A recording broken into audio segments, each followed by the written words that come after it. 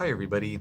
So a quick video just to remind you all that we're getting close to the month of May. I'm recording this in mid-April, and when May is approaching, something to think about is a campaign that's been launched in different places around the world, at least in northern hemisphere places, called No Mow May. And mow is in M-O-W, like don't mow your lawn in the month of May. This is something I heard about a few years ago. I was intrigued by it, and just kind of this idea of like, oh, don't mow your lawn in the month of May because there are pollinators that are hiding out under, in the tall grasses, in the tall grass, under leaves, in flower beds, things like that. And that if we start, doing yard work in May, then it has a negative impact. It kind of destroys those habitats for those pollinators, those other critters, bugs, and whatnot that are hiding out there, and that's not the best for our ecosystem overall.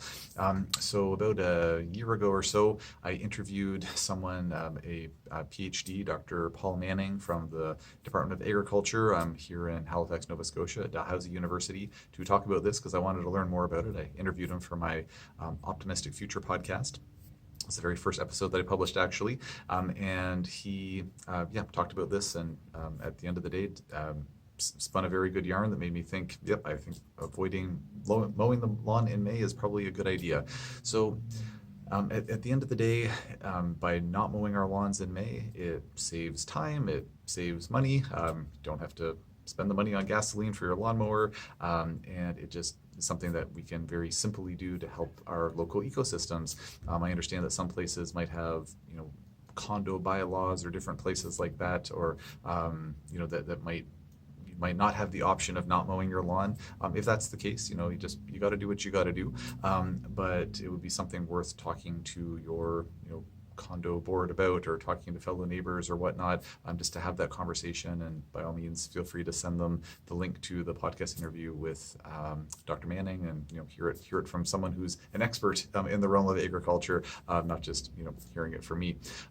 If you are listening to this and you got to this point in the video and you're like, wait a minute, I don't have a lawn, this doesn't apply to me, please feel free to mention it to folks that that do have lawns. It's something that I think is just a valuable thing to mention to other folks. And if we kind of create a culture around like, no, we don't mow our lawns until June, then that's, I think, going to be a good thing for our little friends, the pollinators, which without them, well, the world would be a very bleak and desolate place. So please do not mow your lawn in the month of May, and I'll leave it there for now.